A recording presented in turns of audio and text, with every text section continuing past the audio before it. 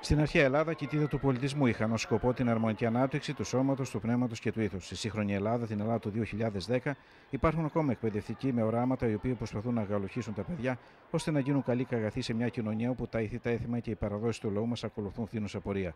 Στο 10ο Δημοτικό Σχολείο Ιωαννίνων, ένα από τα μεγαλύτερα της χώρας, οι δάσκαλοι φροντίζουν για την πνευματική και ηθική εκμάθηση των παιδιών, αλλά ταυτόχρονα και για τη σωματική με την ενασχόλησή τους στα διάφορα σπορ. Μάλιστα, η επινοητικότητα ορισμένων είχε ως αποτέλεσμα να δημιουργήσουν ένα νέο άθλημα, το οποίο ονόμασαν Run and Out και το οποίο έχει στοιχεία από διάφορα σπορ, κυρίως όμως από το baseball. Το Run and Out αγαπήθηκε ιδιαίτερα από τους μαθητές και τις μαθήτριες, με αποτέλεσμα για δεύτερη χρονιά να διοργανωθεί εσωτερικό πρωτάθλημα στο σχολείο, με τους τελικούς να φιλοξενούνται φέτος στο κλειστό γυμναστήριο των Ιωαννίνων. Μια βροχερή μέρα από τις πολλές που υπάρχουν εδώ στα Γιάννενα, πέρσι τον Ιανουάριο του 2009. Τα παιδιά δεν μπορούσαν να κάνουν τίποτα στην αυλή. Μπήκαμε στο υπόστατο και παίξαμε μια μορφή κυνηγητού με φωλιές. Το βάλαμε.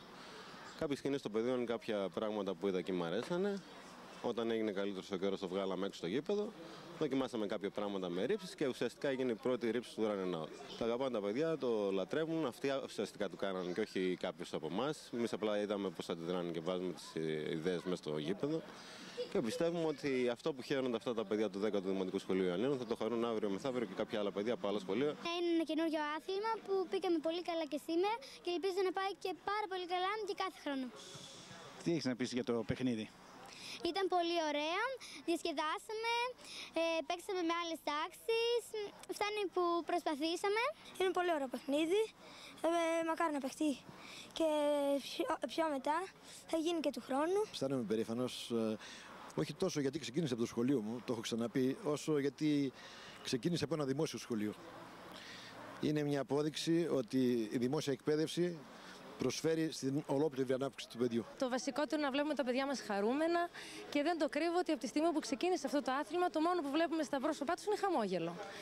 Ξεκίνησε απλά σαν ένα παιχνίδι στο σχολείο, αλλά όπως βλέπετε έχει εξελιχθεί σε κάτι πιο δυναμικό.